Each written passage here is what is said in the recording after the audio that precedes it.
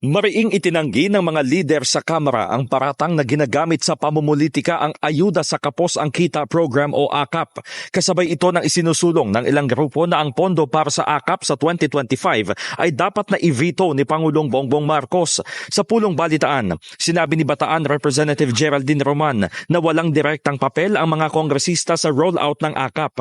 Tumutulong lang daw sila sa Department of Social Welfare and Development o DSWD na kaisa-isang implementer ng programa. If you attend yung pagro-roll out ng AKAP sa iba't ibang distrito sa buong bansa, you will see it's really DSWD personnel ang nagche-check ng paperwork, nagagawa ng due diligence to make sure na walang duplication at talaga namang nagko-qualify to receive itong ayuda na ito.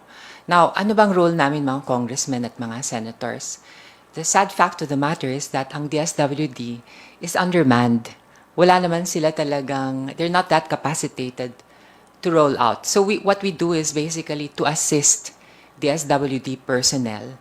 Dahil kami, bilang mga district congressmen, meron kaming mga organizations. And we also have people who can do the groundwork.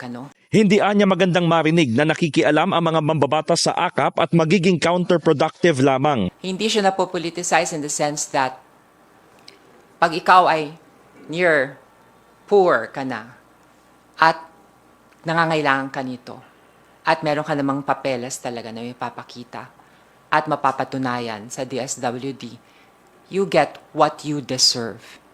In other words, we do not nominate people who do not deserve this out of political accommodation.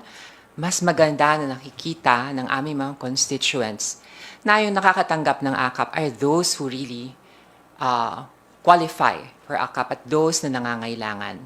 Dumepensa rin si Representative Jude Asidre at binigyang diin na mayroong macroeconomic effects ang AKAP bilang mga Pilipinong may trabaho ang benepisyaryo nito. Umaasa si Asidre na susuriin ang merito ng programa sa pagpapasya kung pananatilihin ito sa budget sa susunod na taon. Dito po pinakamabilis ang ROI ng ating gobyerno. Bakit po? Una, yung tinutulungan ng AKAP may trabaho. Hindi po sila, mali po yung idea na nagtutulong na mga tambay. Hindi ho tambay ang beneficiaries ng AKAP. They are productive citizens of this country. Nagkataon lang ho, nakapos po yung kita talaga niya. Depende ho. Like for example, with the inflation, with the natural disasters, baka ho tayo nag-iisip na Pilipinas ang gumagawa nito. Sa Thailand, 16 years old and above.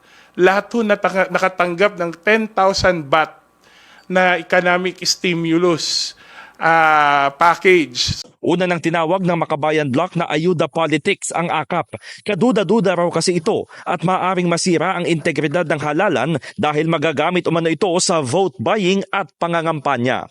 In the heart of changing lives, ako si Brigada Haji Caaminio ng 105.1 Brigada News FM Manila, The Music and News Authority.